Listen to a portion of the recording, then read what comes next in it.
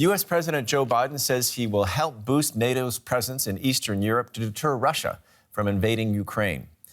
American defense officials have warned that Russia has deployed enough forces to invade all of the country, calling Moscow's troop buildup something not seen since the Cold War. Here's President Biden. I'll be moving U.S. troops to Eastern Europe and the NATO countries in the near term. Not a lot. Thank you. There are conflicting messages coming from Washington and Kyiv about the threat of a Russian invasion of Ukraine. President Volodymyr Zelenskyy has cautioned the West against stoking fears of Russian military action. He said war is not imminent. Near the border with Russia, Ukrainian soldiers prepare for the worst. But behind the scenes, a flurry of diplomatic activity races to de-escalate tensions. Russia insists it is not seeking war. In a press conference on Friday, Ukrainian President Volodymyr Zelenskyy also called for calm, saying that panic was causing damage to the economy. We need to stabilize the economy of our country because of those signals which say that tomorrow there will be war, because these signals were sent by even respected leaders of the respected countries. And sometimes they are not even using diplomatic language. They're saying tomorrow is the war. This means panic on the market, panic in the financial sector. His comments come hours after a phone call between French President Emmanuel Macron and Russian President Vladimir Putin, in which Putin insisted that Western responses had not addressed Moscow's principal concerns. Yet the call did lead to some progress. The two leaders recommitted to easing tensions through the Normandy format, four-way diplomatic talks between Germany, Russia, Ukraine and France. The Ukrainian president welcomed the idea as a step towards calming tensions. But he also called on Russia to prove its claims that it has no intention of invading Ukraine. For now, tension on the border remains as high as ever.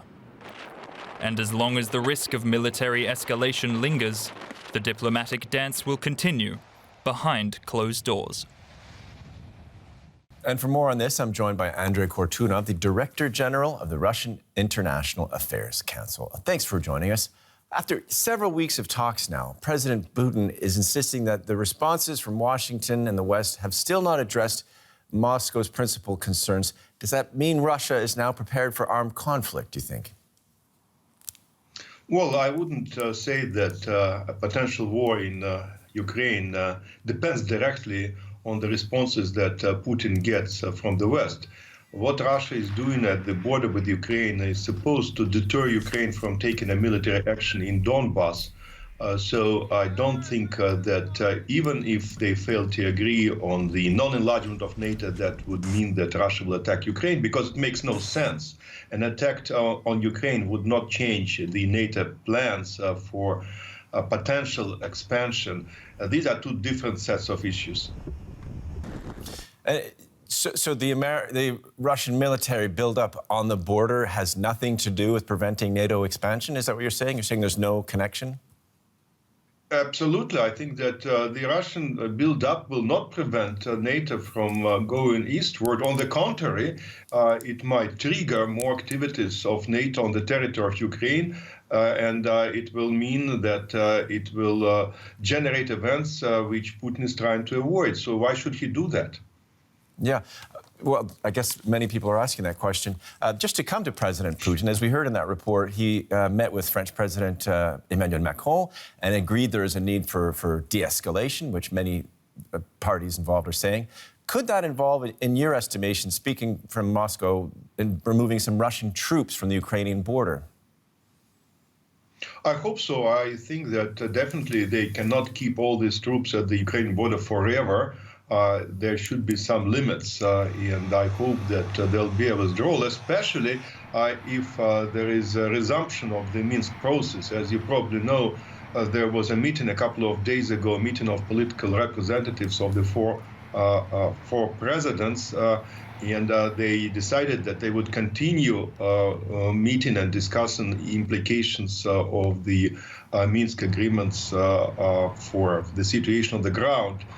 So I do hope that we are back on track with Minsk, which would be a major accomplishment. And if so, I think the concerns in Russia that Ukraine might invade Donbass tomorrow will ease, and that would make the Russian presence at the Ukrainian border unnecessary. Okay, well, hoping that works. There's still the question of NATO enlargement. And just to answer, these accusations or the allegations from many Western capitals, could you tell me why Russia should decide whether or not Ukraine can join NATO? Isn't it up to Ukraine as a sovereign country to decide? Well, I think that the Russian logic is that, of course, it's up to Ukraine to decide whether it should join an alliance or not. But if we assume that the security in Europe is indivisible, Ukraine cannot enhance its security at the expense of Russia's security. And in Moscow, they say that if indeed the NATO deploys some missiles close to the Russian territory on the Ukrainian border, that would constitute a formidable challenge to Russia's security. So these concerns should be taken into account. And I know you don't have a crystal ball. I've been reading your blog, and you don't like to make forecasts, but do you think tensions are winding down at this point? Is it too early to say? What's the mood music in Moscow? Well, if you follow the Russian reaction to the replies that Russia received from Washington and Brussels, they are quite mixed. Because on the one hand, everybody, Foreign Minister Lavrov and others argued that some of the major Russian concerns were not met, but at the same time they noted that on certain specific issues there are some positive developments and probably negotiations will continue. I personally hope that Russia would take a softer approach. It will not slam the door and it will not stop negotiating with the West, but only President Putin can make this decision. Andrei Kortunov, thank you for your time. Andrei Kortunov of the Russian International Affairs Council.